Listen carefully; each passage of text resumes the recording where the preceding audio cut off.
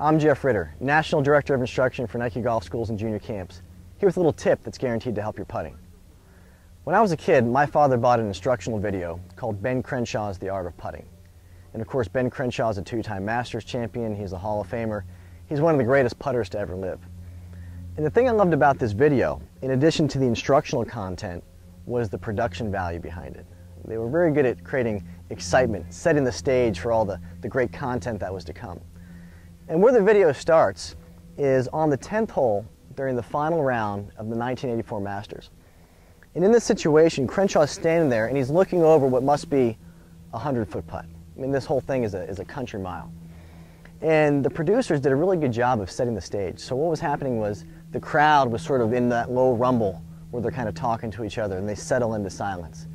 They had these big shadows from the Georgia pine trees kind of draping over Crenshaw's line. And as Crenshaw's getting ready to draw the putter back, they had this great theme music chime in. Of course, theme music associated with a great act in sport is always cool. Imagine a movie like Rocky. The theme music is such a big part of creating that overall experience. So Crenshaw draws the putter back, he propels his ball across this big, long, vast expanse, and that theme music kicks in. Well, this putt was so long that, unlike most players who will putt and stay in their posture, Crenshaw putts, the ball's rolling, it's rolling, it's rolling, he stands up, it's rolling, it's rolling, it's rolling, and finally the ball finds the bottom of the cup. The theme music reaches its full crescendo, the crowd goes crazy, Crenshaw gives this big fist pump, and now it's game on. Well, the rest of that first 4 minutes were clips of Crenshaw making these seemingly impossible putts from absolutely everywhere. And of course that theme music just kept rolling on. So the next putt, Crenshaw's putting up the slope, the hole's way over here, and it's bam, it's going, turning, turning, turning. Did he just make that? Of course he did. The next putt, the hole might be over here. He's putting up the slope to the left, not even looking at the hole. I mean, all these putts were twisting and turning and snaking. It was absolutely unbelievable. And I loved watching this highlight reel of one of the greatest putters, poetry in motion, on the biggest stage to this theme music. I loved it so much that I maybe watched the entire video once or twice, but I watched the first 4 minutes at least 200 times. I loved watching the highlight reel. I loved connecting with the music. It made me feel good. It made me feel pumped. It made me feel excited. It made me want to golf. It made me want to go to the course and say, Mom, take me to the golf course because I want to putt. When I would go there and I would putt with my friends, I would pretend that I was Ben Crenshaw. We would putt for milkshakes. And every putt that I was over, I would whistle that theme song underneath my breath. And guess what? I made a lot of putts. I made a ton of putts as a kid. And in fact, my identity as a golfer was that I was a good putter. I was a great putter and I believed it and I loved putting. Well, along the way, this whole thing for me changed. And I started putting horribly, terribly. And I wasn't hitting the golf ball very well. I was in college. My game was in shambles. And I just wasn't having fun with it. And I just decided that I was going to go ahead and put my clubs away for a while. Well, a friend of mine convinced me to come here to Phoenix, Arizona, which is where I live now. And he convinced me to try and qualify with him for the Arizona Open. And of course, I really wasn't that much into golf. I was more into just seeing a new place and maybe taking a road trip, which is always fun. Well, we got here, and on the very first hole of this tournament, for some reason, I can't explain why, I started to whistle this theme song again.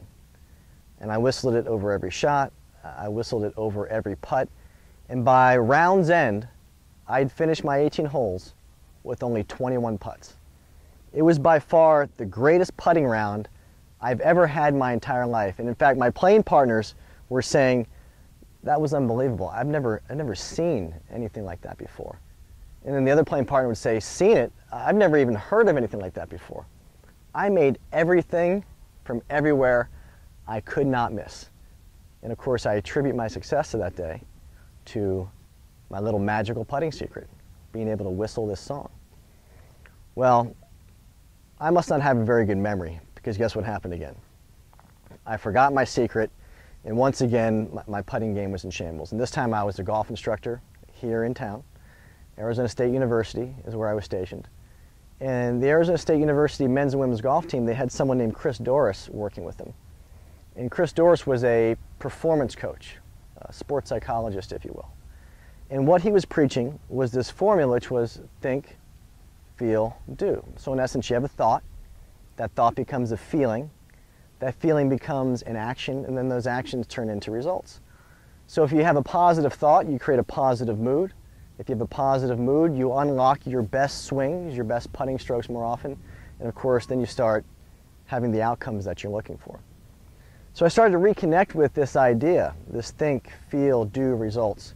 And I reconnected with that song that I whistled as a kid, that I whistled during that Arizona Open qualifier tournament. And I started doing it again. And guess what happened? I started making everything. And that was exciting for me because I felt like I had maybe some more control over how I putted, and I was just having more fun. It's fun to play well, it's fun to putt well. So I was on the golf course with a student of mine, and I was having another amazing putting round, making putts from everywhere. And after I made this long bomb, he comes up to me and goes, "Will you stop it?" I said, "Well, I stop what?" He goes, "Every time before you putt, you get this big, stupid smile on your face." I was like, "I do?"